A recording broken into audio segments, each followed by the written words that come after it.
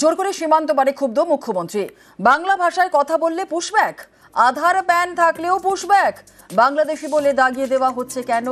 পুশব্যাকে ধিক্কার জানালেন মুখ্যমন্ত্রী। বিধানসভায় বিজেপিকে তোপ মুখ্যমন্ত্রীর।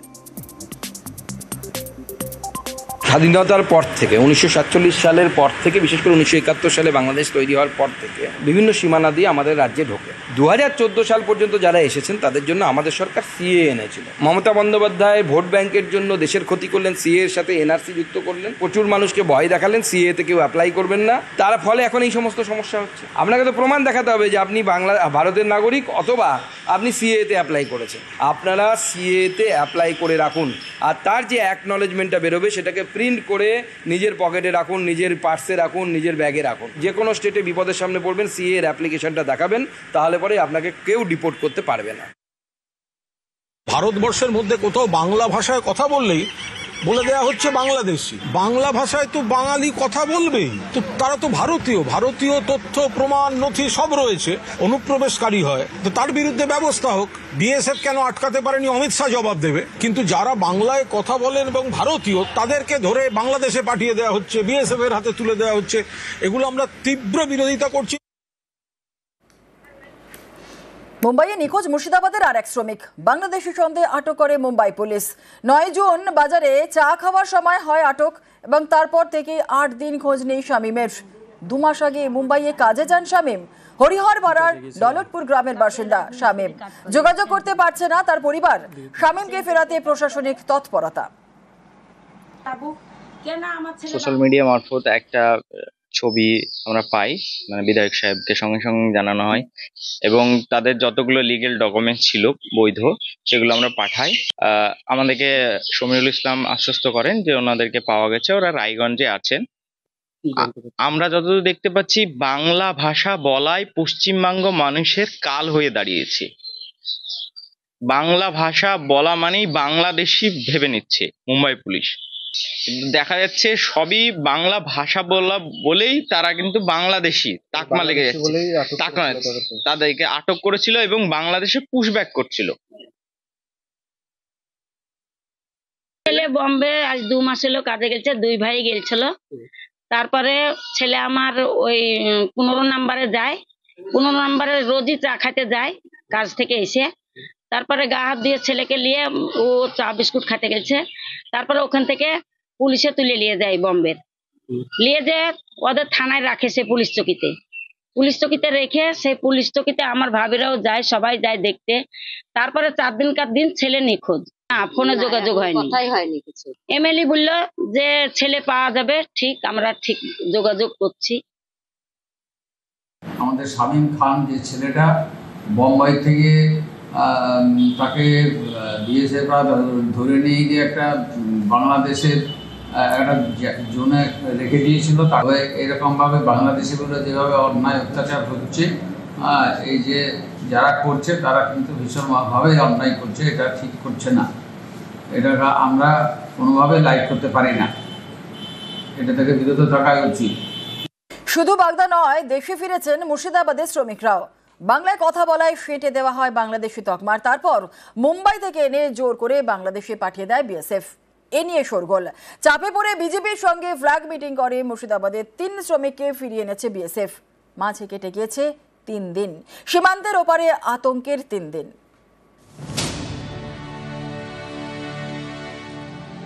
আপনার বাড়ি কোথায়? মানে আপনি ইন্ডিয়ান স্থায়ী নাগরিক, বিএসএফ কি আপনার আসছে নাকি? আমি প্রুফ দিয়েছি, বুঝে তোর সব প্রুফ ডুপ্লিকেট, জোর করে আমার ভেস ফ্যাক্টরি মেরি বাংলাদেশ পাঠিয়ে দিচ্ছে। এতদিন যেটা ছিল দেশ, হঠাৎ করে সেই দেশ থেকে বের করে দেওয়া হলো। আচমকা দেশ ছাড়া, বিদেশের সীমান্তে দিশাহারা। কান্নাকাটি করেন না, দাঁড়ান কান্নাকাটি করেন না, একটু কথা বলি। পশ্চিমবঙ্গের বাসিন্দা গ্রেপ্তার করে মুম্বাই পুলিশ, সেখান থেকে কোচবিহারে এনে তাদের জোর করে বাংলাদেশে পাঠিয়ে দেয় বিএসএফ। অপরাধ একটাই, বাংলায় কথা বলেন, তাই নাকি বাংলাদেশি। গত শুক্রবার ভোরে পশ্চিমবঙ্গের 3 শ্রমিককে জোর করে বাংলাদেশে পাঠিয়ে দেয় বিএসএফ। 0 পয়েন্টে নদীর চরে কেটেছে আতঙ্কের 3 দিন। এ নিয়ে জোর শোরগোল শুরু হয়। চাপে পড়ে বিজেপির সঙ্গে ফ্ল্যাগ মিটিং করে বিএসএফ। রবিবার 3 পরিযায়ী শ্রমিককে ফিরিয়ে আনে এপার বাংলায়। মুর্শিদাবাদের হরিহর পাড়ার বাসিন্দা নাজিমউদ্দিন মণ্ডল, বেলডাঙ্গার বাসিন্দা মিনারুল শেখ এবং পূর্ব বর্ধমানের মন্তেশ্বরের বাসিন্দা মোস্তাফা কামাল। তিনজনেই রাজমিস্ত্রির কাজ করতে গিয়েছিলেন মুম্বাইয়ে।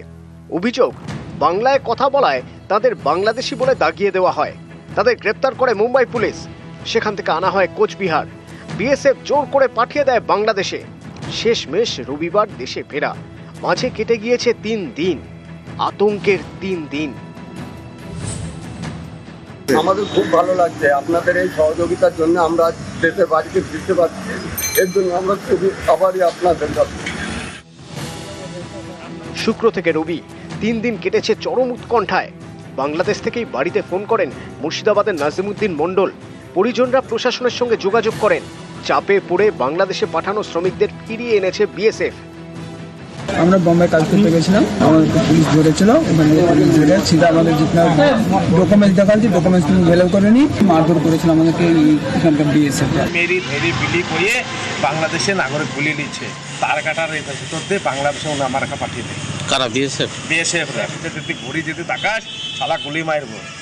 বলছে আসবে, তা যেতে যেতে মারতে মারতে নিয়ে যাচ্ছে। বলছে আর বলবি ইন্ডিয়ান নাগরিক, আমরা বলছি ইন্ডিয়ান নাগরিক, আরও মারে। মেখলিগঞ্জ থানার পুলিশ, থানার লোক আমাকে বহুত হেল্প করেছে। রবিবার 3 পরিযায়ী শ্রমিককে বাংলাদেশ থেকে কোচবিহারের মেখলিগঞ্জে আনা হয়। পুলিশের হাতে তাদের তুলে দেয় বিএসএফ। বাংলাদেশের সাইডে বিজেপির কাছে ইনারা অ্যারেস্ট ছিলেন। সেই খবর পেয়ে কুচবিহার জেলা পুলিশ তৎপর হয়ে ওঠে এবং আমরা সঙ্গে সঙ্গে তাদের সমস্ত যে ভারতীয় নাগরিক সেটা প্রমাণ করার জন্য সমস্ত ডকুমেন্ট কালেক্ট করি এবং বিএসএফকে আমরা ফরমান চ্যানেলে আমরা প্রপারলি তাদেরকে অ্যাপ্লিকেশন করি এবং রিকোয়েস্ট করি যে তারা যত তাড়াতাড়ি সম্ভব এই ভারতীয় নাগরিকদের ফিরিয়ে আনে। বিএসএফ তৎপরতা হয়ে বিজেপির সাথে ফ্ল্যাগ মিটিং করে এবং ফ্ল্যাগ মিটিং করে 3 জন ব্যক্তিকে হ্যান্ডওভার করে বিজেপি বিএসএফ এর হাতে এবং তারপর তারা মেখলিগঞ্জ থানাকে হ্যান্ডওভার করে দেয়। সীমান্তের ওপারে কিভাবে যে আতঙ্কের 3 দিন কেটেছে সেটা শুধু নাজিমউদ্দিনরাই জানেন। নাজিমউদ্দিনের বাড়ি মুর্শিদাবাদের হরিহর পাড়ায়। এই হচ্ছে তার আধার কার্ড। ভোটার কার্ডও রয়েছে নাজিমউদ্দিন মণ্ডলের। রুজির টানে গিয়েছিলেন মহারাষ্ট্রে। অভিযোগ, বাংলায় কথা বলার অপরাধে বাংলাদেশি বলে দাগিয়ে দেওয়া হয়। শুধু তাই নয়, বাংলাদেশি অনুপ্রবেশকারী সন্দেহে নাজিমউদ্দিন সহ 3 জনকে গ্রেপ্তার করে মুম্বাই পুলিশ। তাদের পরিবারের প্রশ্ন, বাংলার বাইরে গিয়ে বাংলায় কথা বলা কি অপরাধ? বাংলায় কেউ কথা বললেই কি তিনি বাংলাদেশি হয়ে যান? বাংলাদেশি হিসেবে দাগিয়ে দেওয়ার আগে মুম্বাই পুলিশ কি পরিযায়ী শ্রমিকদের পরিচয়পত্র খতিয়ে দেখেছিল? বিএসএফ কি তদন্ত করে দেখেছিল?